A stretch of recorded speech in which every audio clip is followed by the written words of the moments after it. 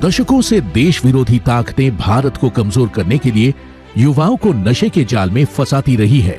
लचर कानून, केंद्र, राज्य एवं विभिन्न संस्थानों के बीच समन्वय की कमी और जवाबदेही सुनिश्चित न होने से स्थिति गंभीर हो गई। ड्रग्स लेकर आप न केवल खुद की जान जोखिम में डाल रहे हैं, बल्कि अपने परिवार व अपने दोस्तों को भी, आपको चाहने वालों को भी दुखी कर रहे हैं, उन्हें परेशानी में डाल रहे हैं। नशे के खिलाफ प्रधानमंत्री नरेंद्र मोदी ने सरकार के परफॉर्मेंस को प्रभावी बनाने के लिए होल ऑफ गवर्नमेंट अप्रोच के तहत अंतर विभागीय समन्वय पर निरंतर जोर दिया है। इस अभियान को आगे ले जाते हुए गृह मंत्री अमित शाह ने भारत को नशा मुक्त करने का प्रण लिया है।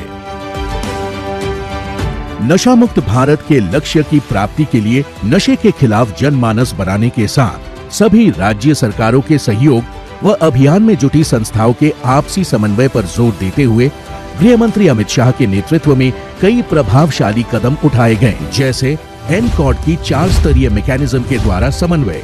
इसके तहत सभी स्तरों पर एनकॉड के सभी स्टेक होल्डर्स की नियमित मीटिंग के निर्देश के अलावा एनकॉड पोर्टल पर एकीकृत ड्रग के डेटा प्रबंधन, न्यायालय के आदेश, संबंधित नियम व कानून इत्यादि उपलब्ध है।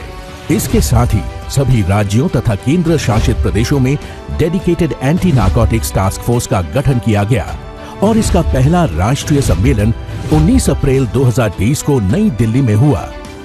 अवैध ड्रग्स में डार्क नेट व क्रिप्टो करेंसी के बढ़ते उपयोग पर शिकंजा कसते हुए गृह मंत्री अमित शाह के निर्देश पर मैक की सीमा का विस्तार करते हुए सब मैक की शुरुआत की गई है।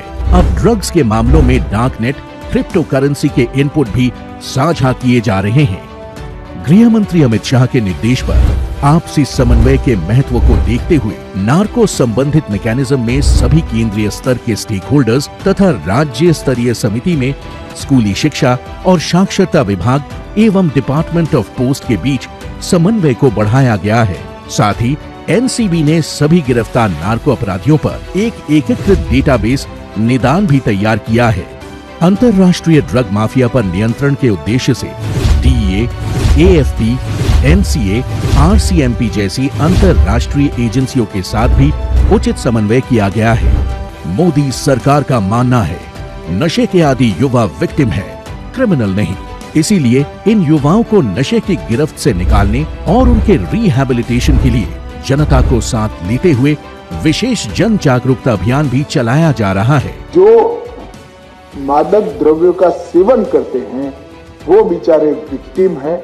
हमारा सिस्टम में नाते उनको वापिस लाने का प्रयास होना चाहिए। इसी क्रम में एनसीबी पूरे भारत में ड्रग सेवन की दृष्टि से 372 सबसे संवेदनशील जिलों में 8000 युवा वॉलंटियर्स के माध्यम से ड्रग्स के खिलाफ जन जागरूकता के लिए विभिन्न कार्यक्रमों का आयोजन भी कर रहा है। अब तक 3 करोड़ से अधिक युवा और 2 करोड़ से अधिक महिलाएं इस अभियान से जुड़ चुके हैं। मोदी सरकार द्वारा ड्रग्स के खिलाफ इस लड़ाई को डिटेक्शन, नेटवर्क के डिस्ट्रक्शन, कल्प्रिट के डिटेंशन और एडिक्ट्स के रिहैबिलिटेशन पर एक समान ध्यान देकर अंजाम तक पहुंचाया जा रहा है। गृह मंत्री अमित शाह के प्रयास, नीति और रणनीति से देश अपने लक्ष्य नशा मुक्त भारत की ओर तेजी से बढ़ रहा है।